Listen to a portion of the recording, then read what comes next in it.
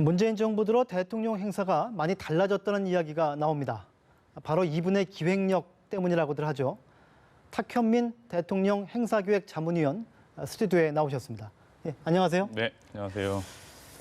청와대 재직 시에는 이 의전비서관실 선임행정관, 지금은 대통령 행사기획 자문위원을 맡고 계신데요.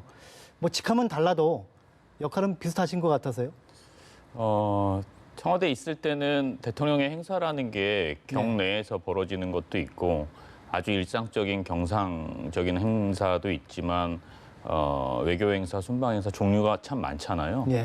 이제 그 모든 것들을 수행하는 게 이제 의전비서관실의 행사 담당 선임행정관의 일이었다면 지금은 그렇게 모든 일에 관여하지는 않고 미리미리 좀 준비해야 하는, 그러니까 몇 개월 정도씩은 생각하고 준비해야 하는 시간이 있는 그런 일들만 외부에서 준비를 하고 있습니다.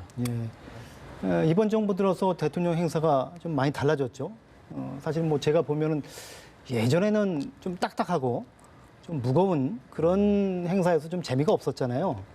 근데 이번 정부 들어서는 아무튼 뭐 제 개인적으로 어떤 가치 판단은 빼고 재미는 있습니다.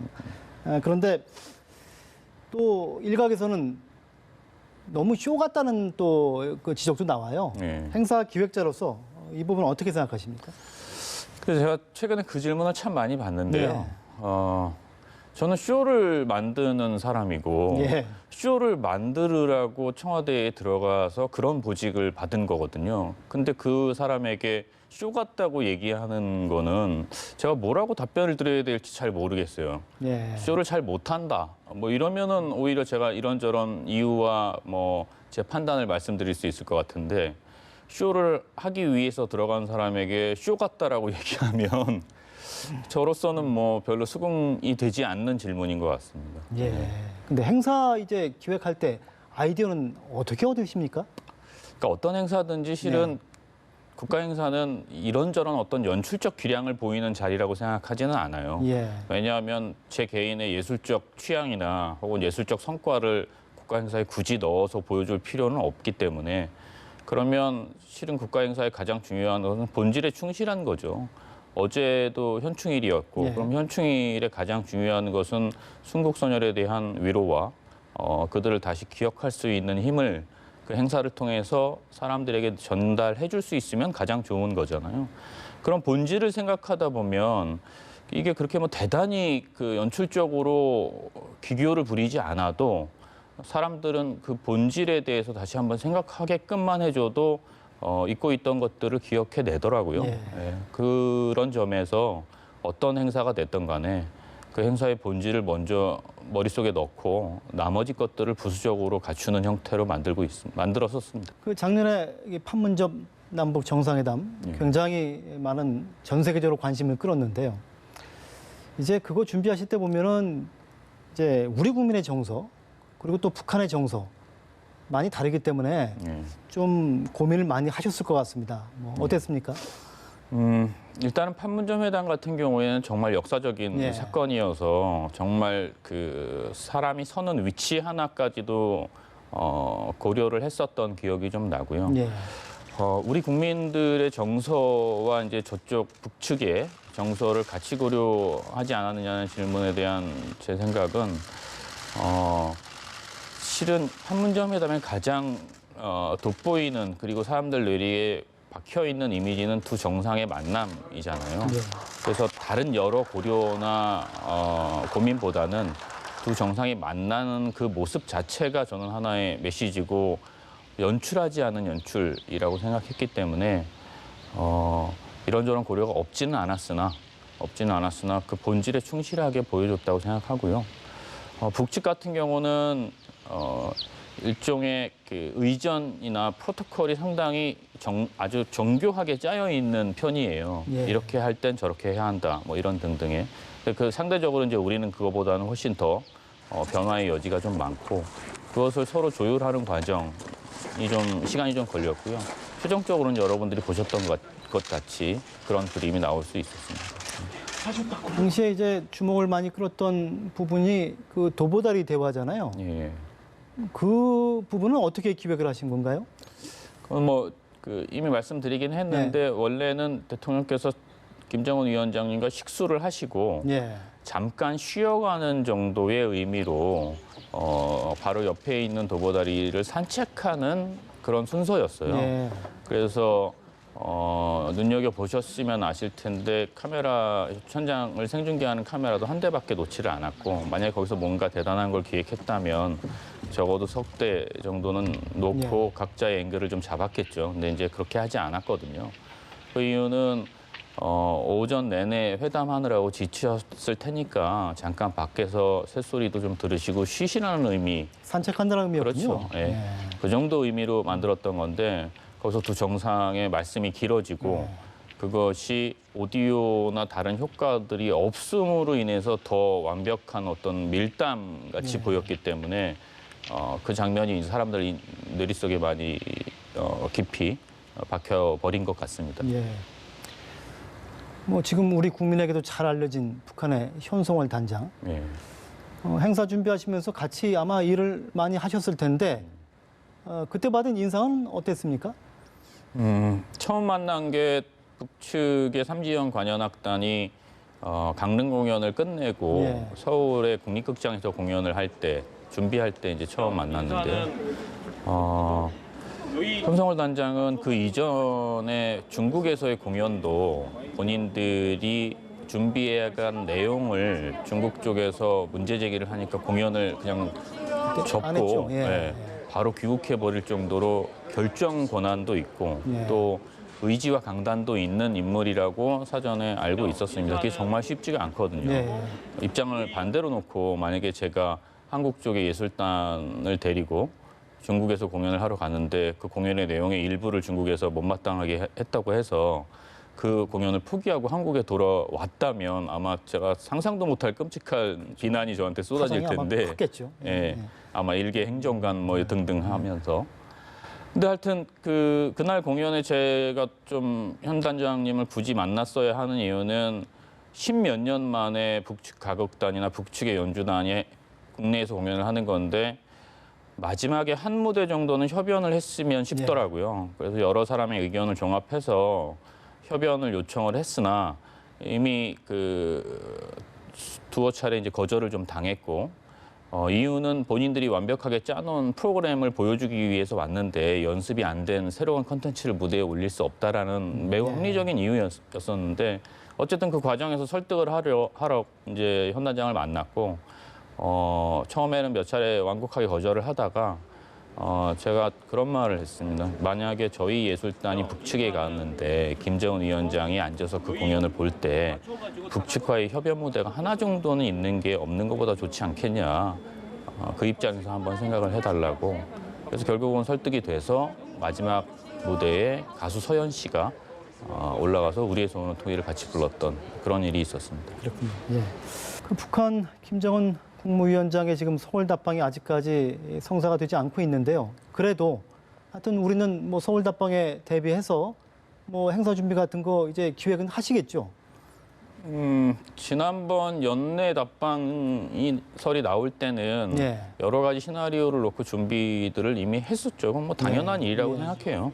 올 수 있는 가능성만 있어도 행사를 준비하는 사람들은 준비를 해야 하니까. 근데 이제 지금은 또 상황이 많이 달라져서 답방이라는 게 시기의 문제도 있고 형태의 문제도 있고 그다음에 그 당시에 여러 사회적 또 외교적 분위기 이런 것들도 같이 다 놓고 봐야 되기 때문에 그리고 제가 지금은 그 답방을 준비하는 현직에 있지 않기 때문에 어떤 준비를 어떻게 하는지는 잘 모르겠습니다.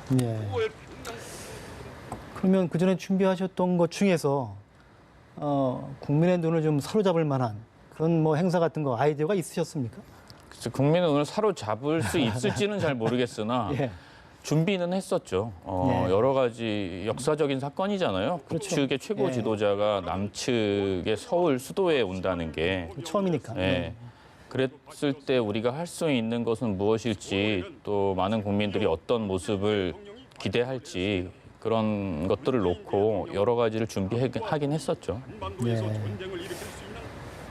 하여튼 대통령의 오랜 측근이시니까 아무래도 뭐 이제 총선 앞두고 뭐 정치에 뛰어드는 거 아니냐 뭐 이런저런 이야기 나올 수 있는데 본인은 혹시 뭐 정치에 대한 생각이 있으세요? 그래서 저는 그러니까 그 질문에 네. 이제 전제가 조금 사실 네. 크게 수긍은 안 돼요. 네. 과연 제가 측근인가? 대통령 주변에는 여러 참모들이 있거든요. 네. 저는 그 참모들 중에 행사를 담당했던 한 명일 뿐이고 흔히들 뭐 어떤 새로운 인사가 나면 대통령의 복심이라고 하는데 아마 문재인 대통령만큼 그 배가 넓은 분이 없을 정도로 너나 할 거 없이 언급만 되면 복심이고 측근이라고들 하셔서 제가 과연 그 중에 한 명일까라는 개인적 고민은 있습니다만 네. 어쨌든 뭐 제가 현실 정치에 뛰어들 일은 없습니다. 정치에 관심이 없으시군요. 전혀요. 예. 그러면 앞으로 이제 이 정부 이제 끝나고 다시 이제 문화교로 돌아가셔야 되는데 예. 그 이후에는 어떤 일들 하고 싶으세요? 글쎄 저는 꼭 지금 하고 싶은 제가 일. 하고 예. 있는 일이 하고 싶은 일이기도 한 것 같아요. 예. 그러니까 뭐 문화라는 게 꼭 어떤 특정 가수나 혹은 특정한 예술적 장르에 국한되어 있지 않다고 생각하거든요. 예. 국가 행사 역시도 크게 보면 문화의 범주 안에서 만들려고 노력했던 거고 또 한반도 평화 문제라든지 남북 간의 교류라든지 이런 것도 저에게는 개인적으로 저 개인적으로는 제가 할 수 있는 하나의 예술적 아이템이기도 하죠. 그러니까 어떤 기회가 만들어지든지 아니면 제가 그런 노력을 하든지 지금까지 해왔던 것과 크게 다르지 않은 일들을 하게 될 것 같습니다. 문재인 대통령이 모레 이제 북유럽 3개국 순방에 나서지 않습니까? 그러니까 수행을 하시는 걸로 알고 있는데 이번 그 해외 순방에서는 좀 어떤 그 행사에 가장 역점을 두고 준비를 하고 계십니까? 이번 북유럽 순방은 사실은 뭐 경제적인 측면도 예. 있고 외교나 안보적인 측면도 있고 또 덴마크나 노르웨이 같은 경우에는 우리가 그쪽에 복지나 뭐 이런 모범 사례로 찾아보고 뭐 연구해야 할 대상들도 있고 그래서 상당히 복합적인 목적을 가지고 떠나시는 걸로 알고 있고요. 저는 그 순방 중에 전체 일정에 관여하는 건 아니고 노르웨이가 한국과 수교 60주년이에요, 올해가. 네. 그래서 한 노르웨이 수교 60주년을 기념하는 문화 행사를 2가지 정도 기획을 했기 때문에 그 행사를 수행하러 가는 겁니다. 예. 그 역대 대통령들이 보면은 주로 정상회담에만 치중을 했는데 이번 정부 들어서는 뭐 해외 순방 때도 여러 가지 이벤트가 많은 것 같아요.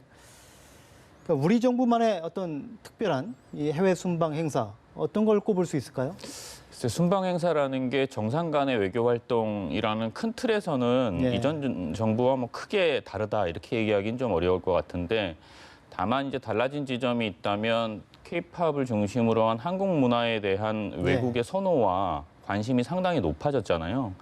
근데 어쨌든 순방이라는 것도 우리나라를 해외에 알리는 중요한 수단 중에 하나고 그렇다면 국제적으로 관심이 있는 사안에 대해서 대통령의 순방을 계기로 이런저런 부대 행사를 기획하는 것은 상당히 자연스럽고 효과적인 흐름이라고 봐요. 그래서 그런 그 해외의 수요들에 충족하기 위해서 저희가 뭐 공연도 하고 또 해외 현지의 문화와 한국 문화와의 교류 이런 것들도 하고 그래서 지금까지는 상당히 효과를 많이 거뒀다고 생각을 하고 있습니다. 그러니까 대통령 이제 해외 순방 나가면 동포간담회 자주 하지 않습니까? 네, 그렇죠. 그러니까 이전 대통령 때 동포간담회하고 지금 정부의 동포간담회 좀 다른 점들이 있습니까? 이 동포간담회라는 게 실은 그 한 국가가 상당히 어려운 시절을 보냈던 나라에게만 있는 거예요. 예. 이를테면 미국 대통령이 한국에 와서 미국인들과 모여서 동포간담회를 하거나 이러진 않거든요. 근데 이제 우리나라는 꽤 오랜 질곡의 시간이 좀 있었고 특히나 해외에 이주한 한인들이 고생이 많으셨고 뭐 예컨대 독일이라든지 혹은 미국도 마찬가지고 그래서 그분들이 갖고 있는 애국심 그다음에 고향에 대한 향수 이런 것들을 자국의 대통령이 갔을 때 한 번쯤 위로하는 시간들을 가지면 좋겠다 해서 이제 시작했던 것들이거든요. 근데 이제는 세월이 좀 많이 지나서 2세 혹은 3세까지 혹은 4세까지는 이제 넘어가는 시점이라 동포간담회라는 것이 대통령의 순방 때 언제까지나 계속될 것 같지는 않아요. 개인적으로 보기에는 어느 시점이 되면 현지화 될 거고 그분들도 뭐 마음의 뿌리야 한국에 있겠지만 고향에 있겠지만 우리나라 동포간담회의 가장 큰 특징이라고 한다면 바로 지금 말씀드린 그런 점, 고국에 대한 향수를 좀 달래드리고 어려운 시절 해외에 나가서 고생했던 분들의 노고를 치하하는 그런 면에서 일종의 그 오랫동안 떠났던 가족끼리의 만남 같은 그런 느낌이 좀 있죠. 청와대 나오셔서 뭐 개인적인 일도 있으시겠고 또 대통령 행사 준비도 또 참여하셔야 되고 여러 가지로 바쁘실 텐데 오늘 나와주셔서 감사합니다. 네, 감사합니다. 예.